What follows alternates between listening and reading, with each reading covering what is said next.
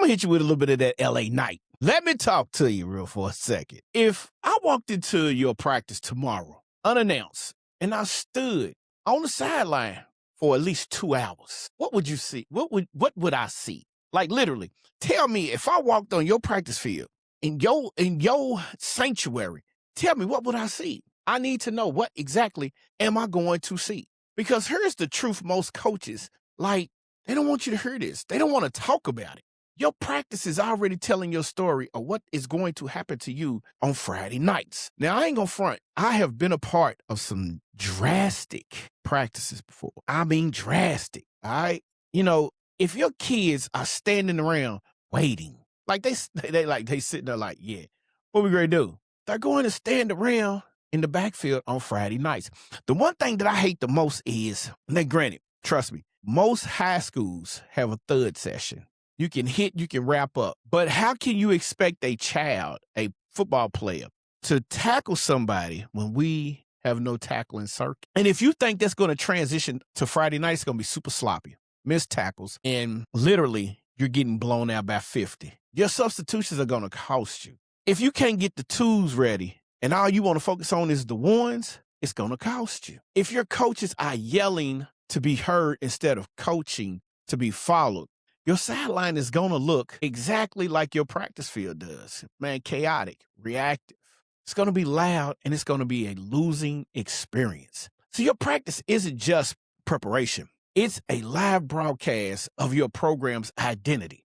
And right now, listen to me, man. The craziest thing is right now, a lot of you are broadcasting something you don't want anyone else to see. Now, if you're serious about this, it ends today. If you not, keep doing what you're doing and see if your coaching don't take off and go 45 miles south to the dumps. Let's get into it. Hey, what's going on, everyone? Welcome back to the Coach's Corner, the show built for new coaches, youth coaches, and some of you old coaches who need to become new coaches, but the ones who are done sitting on their gifts and ready to build their legacy in their football business. Now I'm your host, Mr. Tony Porter, your coaching strategist and your legacy business builder. Today, we're diving into practice structure, and specifically what happens in your practice resonates to what goes on Friday nights. So what you do Monday through Thursday is go tell on Friday night what you do. You can walk off that field and say, I had a great practice. You can lie to yourself. You can keep lying to yourself. You can blame whoever you want to blame. Keep doing it. The get back guy is gone. So now who you going to blame? Now, before we get into what we need to talk about, if you're one of these newer coaches out there, take heed to what I'm saying.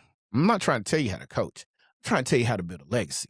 I'm trying to tell you how to be the guy that everybody mentions in their practices. Like for us, it's a KCD. For us, it's a Cal. It's a Central. It's a Trinity. It's a St. X. It's a Mayo. It's a Manual.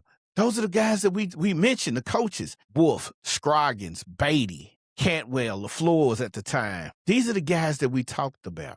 All right, they was winning. Jackson over DeSales. They was winning, all right? But the thing of it is most of them are following a pattern because you're trying to live vicariously through you. You can't do that. Now, the only way you can change that is stop being stuck. You feel underpaid? Okay, everybody feels underpaid. And you feel unseen. Now, this is the part that bothers me because you can't be out there trying to look good while coaching your kids. Your days is over. Your days is over. So quit trying to live vicariously through these football players, all right? What you need to do is you need to start building real confidence and landing the real situations on the football field.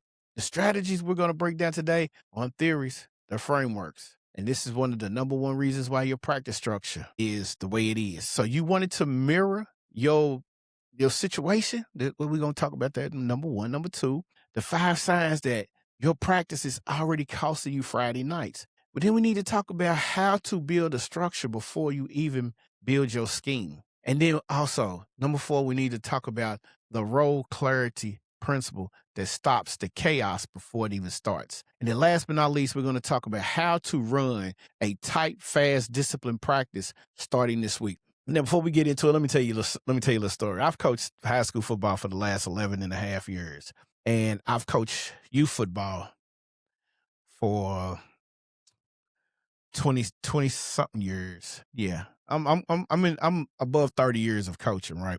And in my mind, I've always wanted to make sure that the programs that I was in or the programs that I've coached, I wanted to mimic what the successful high school programs was doing.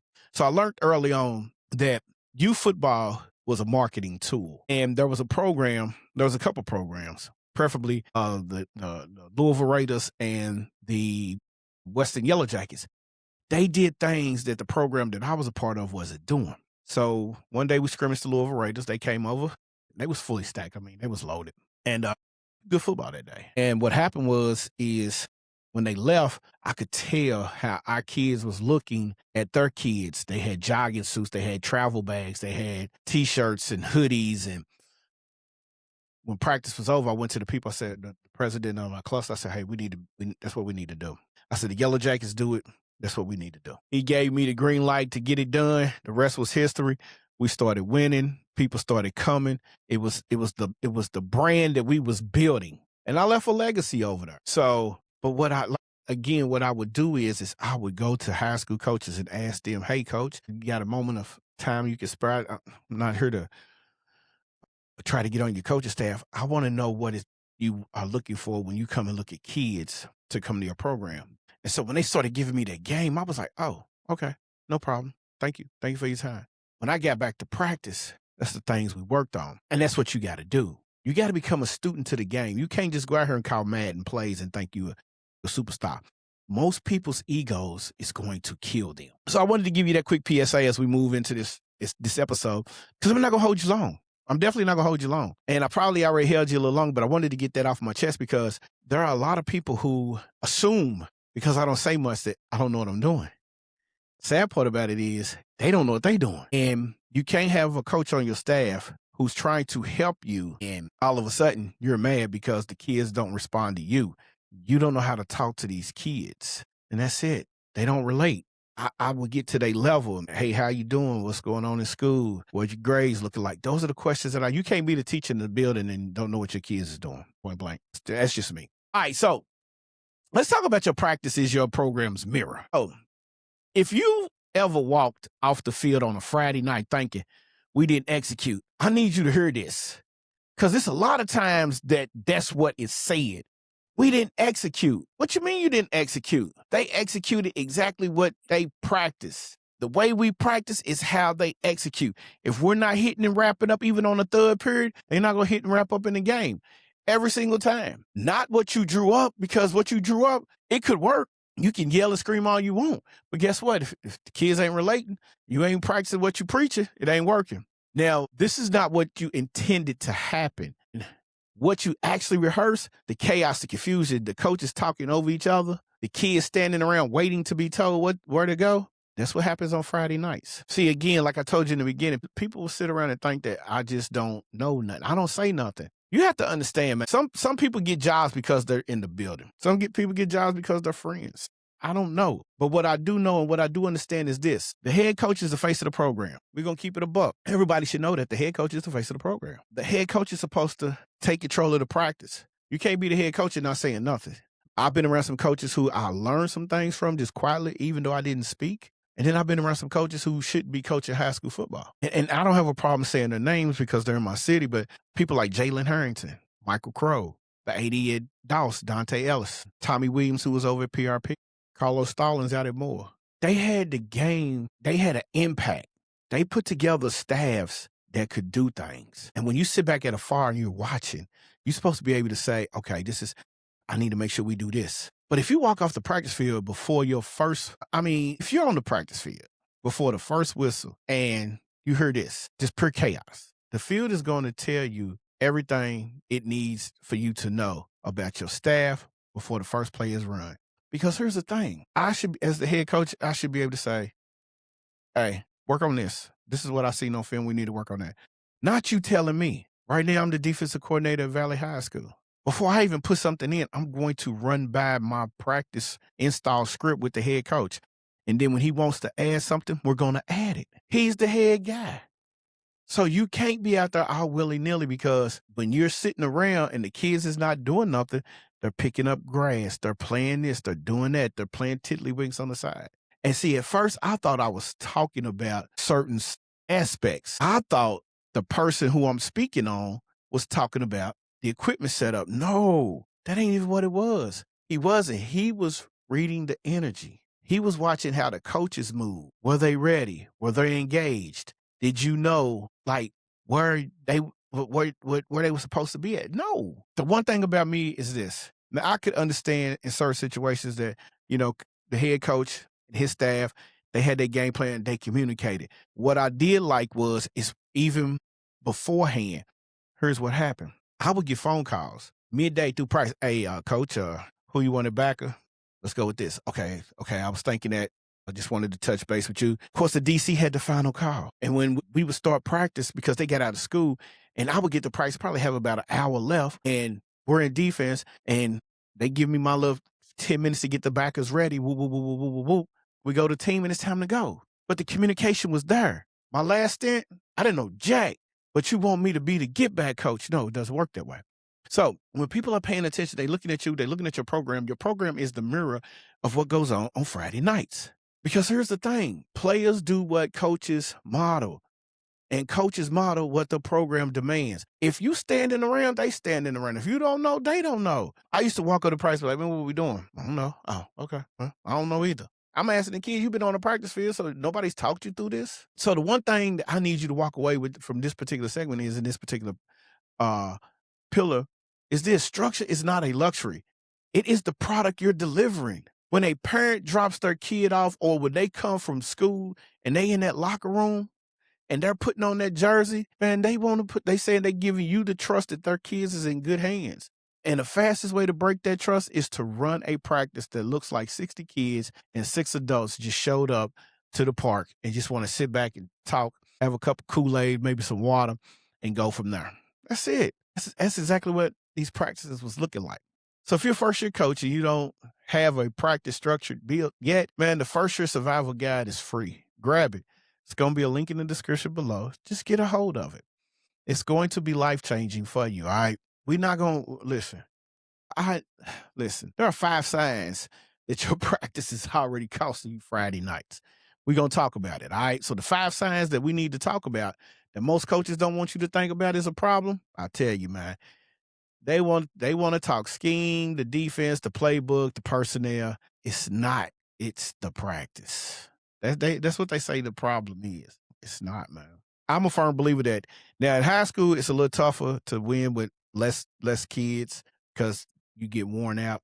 But those kids, if they're less, they play hard, they fight, they earn respect. That's the one thing I can say. With Harrington and Crow, the programs went from looking like shambles to professionalism. And then from the professionalism to referees was like, this is what we wasn't expecting this. Well, I'm quite sure you wasn't. We had to make the change in the culture. All right, so sign number 1. Players are distracted and you're competing for their attention. That's the worst thing. That's the worst thing. I showed up to practice. They're in the middle of practice said, Coach P, what's up? Focus. See, as a coach, I demand the field so you can learn. And once you get to learning, then everything works out perfect. See, yelling at the kids is not the problem. That ain't gonna solve nothing. They only do what you do. They only gonna do what you do. They are a mirror image of you. If your stuff if it's a bad practice and you're blaming them because of their energy, they're only mimicking you. So you have to understand kids will do what kids see. Now, sign number 2 is this. Your transitions are sloppy. I've never understood why, if we're practicing, why the water caddy is so far away from the field. It's hot. Kids need to sip on water every single chance they get. But position periods and team periods, they are sloppy. And special teams never was in effect. I'm not airing out no dirty laundry because I'm not saying no names. But what I am going to let you know is that some things never got worked on. People can get mad all they want. Truth hurts. And then you wonder why the kids was joking around. Every program I went to, we had a structure. And that structure was deep. But then certain things happen. Certain things happen. You can't stand in the middle of the field for 3 minutes to talk about what you're going to do this weekend. Am I going to the bonfire? You just burnt up enough time that individual work could be done. Quick special team session could be done. No. And then when you call them back to the field and the whistles, they don't hear the whistle. That's not what they used to hear. So you have to understand that this situation is way deeper than you having a title as head coach. So number 3, coaches don't know their roles. Listen, when I was at Moore, I was a linebackers coach. When I was at PRP, I was an assistant D-line coach. Iroquois, I was a linebackers coach. Shawnee, linebackers coach. First 2 years at Western, I was a receivers coach. 4 receivers averaged over 1,000 yards received. We had a nice quarterback. Last couple of years, linebackers coach. But of the last 3, 2 of those I knew. 1 I don't. Game day, I didn't know. Linebacker coach, bring the old line out. Wait a minute. Huh? Okay, I'm not gonna argue. So, see, I've been on staffs that had the structure. You was with your position group. There's never been a problem with you trying to get the kids motivated and ready. I've never heard a speech that a kid didn't get motivated. I did, but it's water under the bridge. If you've been coaching for more than a year, then you've seen where position groups go with their position groups. The lineman coach brings his group out, but it's so confusing because I would show up for game day. Let me say this: Thursday afternoon, they had switched things up, didn't know what was going on. So when I showed up Friday, what we doing? No play script, no nothing. I got to wing it. I started feeling some type of way. And when you start feeling some type of way, doing those team periods, doing those coaches, doing those Friday nights, you get like the kids, man. And I hate that for those kids because we have some talented kids. Certain programs have been that way. You need to know role clarity, and that's not optional. The kids were so confused. Why is the linebackers coach bringing us? I need to ask the head guy. And then nobody wanted to take responsibility of that because you know what they would say? Why are we doing this? Why is he turning everything over to the head guy? You the head coach. You the program's face. I learned a long time ago. So for me, it was a no-win situation. If I say something, I'm wrong. If I don't say nothing, I'm wrong. I just gave up. And then like number 4, kids are standing around. Well, we already discussed that. If I walk on your practice field and more than 20% of your kids are standing up against the fence, nobody's getting worked, and then you're expecting these kids to pay attention and understand these routes, you've already lost the ball game. No structure. You have to design you have a design problem, not a practice one, because your practice was not designed for football players to stand around. Movement creates focus. Stillness creates trouble. And then when you get all of that and you put all of that together, guess what happens? 40 to nothing, 60 to nothing. No one knows what happens next. And this is the sign on number 5. Ask any player on your team what comes next after individual period. Nobody knows. If they look at each other and shrug their shoulders, your practice has no cultural structure. Structure isn't just about schedule on a clipboard. It becomes a habit. Players need to have the exact same format every single time. Every single direction has to be the same. But that's not what's happening. What's happening is there's no cultural structure whatsoever. And then when you get on the field on Friday nights, at halftime, you're wondering why Coach Porter is stuck on the field because 95% of the parents are wanting to know what's going on. I can't answer that question. I really can't. What I can tell you is this. I'm working as hard as I can to get these kids ready for the second half. Okay, coach, we believe in you. Now all of a sudden, we get in there, there's no emotion about anything. So the kids is like, and they'll tell you. Ask any one of the players. Gave up. I'm going to go back out here and check the time. I'll let y'all know. I was done, but I wasn't a quitter. I still coached the games. I still did what I had to do. Tragedy struck. I had to work. And I think he took that as a slap in the face. Me coaching with you and you having other people discussing things and I don't know no game plans. Y'all have a separate text group. It is what it is, my guy. I wrote this episode not tending to go this way, but I had to go this way because you have to understand the head coach is the face of the program.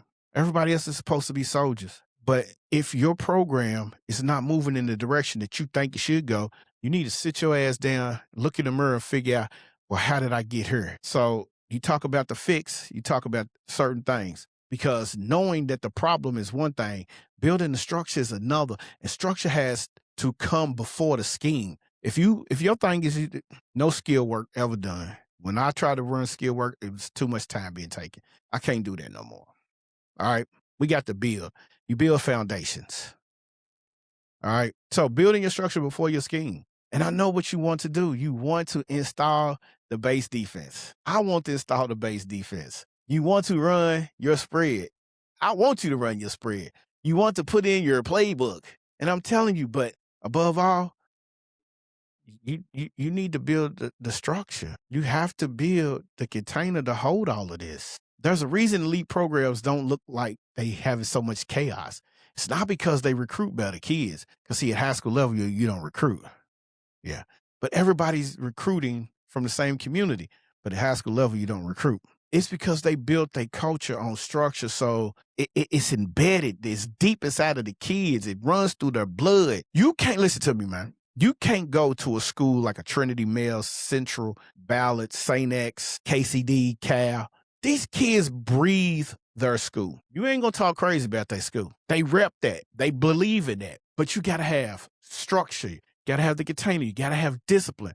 And that's by design. You can't just show up with a script and period by period breakdown, time on every rep, coach pre-assignment in every group. You go to water, let's talk about it. Talk about what? It should have been talked about, but it wasn't. So guess what? 1 in 9 on the sideline, coaches is you ever lose like, nah, we didn't lose like this. We lost. We didn't lose like this. So the things that I'm telling you is this. You need to grab the coach's first year survival kit because I'm telling you, that was written from the heart for this. For this. It was written for this. All right.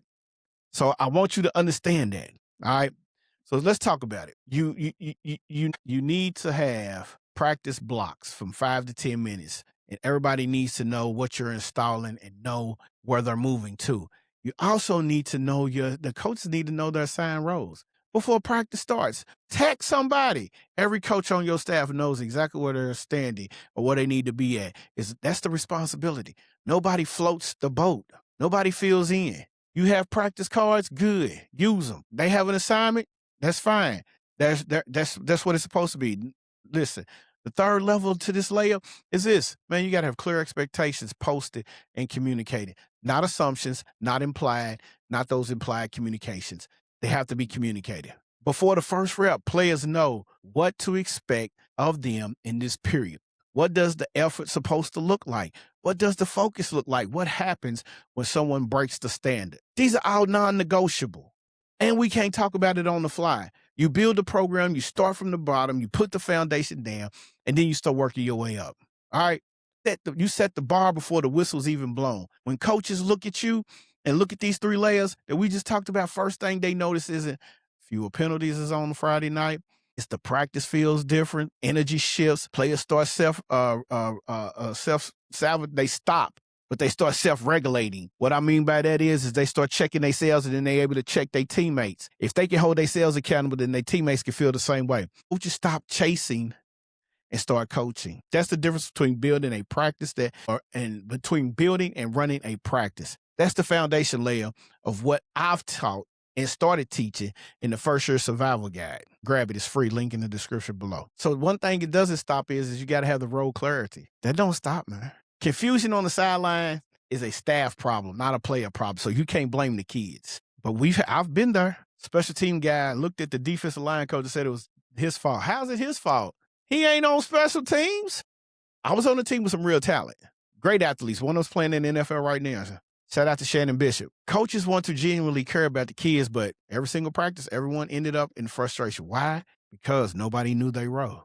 You got to know your role. If a head coach leaves exhausted, it's because you didn't set the foundation. And when I was staying back and watch, I saw it immediately. But guess what? I didn't stick around for meetings because I was never included in the beginning. You know they're saying stay in your lane. Coaches don't have lanes. But you have one. You're the assistant. Most people can't divvy from that. So you got to understand you can't coach over each other. You can't try to out-coach the coach. You're supposed to be able to coach. If you see something, teach it. But don't try to out-coach the other coach because it doesn't work. All right? Role clarity looks like this. Before practice every day, staff meeting, or even before you have the kids who know how to do their dynamics. Meet real quick. You should talk about what should happen, what the players need to do, what positions, what today is. Every day should have something structured that's football related. Who owns the period, what coach is doing what, whose voice is going to be the last. Everything in practice should be the head coach. That's it. Nobody else. That's the transition. The energy comes from the coaches, right? No, the energy comes from the head guy. Treat every situation like a scenario on the football field. When your staff knows their role before the first whistle, and I mean genuinely knows what they're going to do, not just on paper, your practice runs itself. You can't coach a kid to lock in if your staff isn't locked in. That's that mic drop moment. I don't need to say nothing else. And then this particular pillar just drives me up a wall. It talk about fast transitions are earned and not ordered. You have to be able to get these kids to buy in. And when they buy in, your transitions would look great. You have to build your way there. Now, one thing about transitions, the space between periods, between reps, between segments, it's the most honest part of your practice. Anyone can focus when the drill is running. How do they look when they're not in the drill? It reflects back on you. Fast transitions are built in 3 ways: routines, not commands. When the whistle blows, players should know where they're going without being told.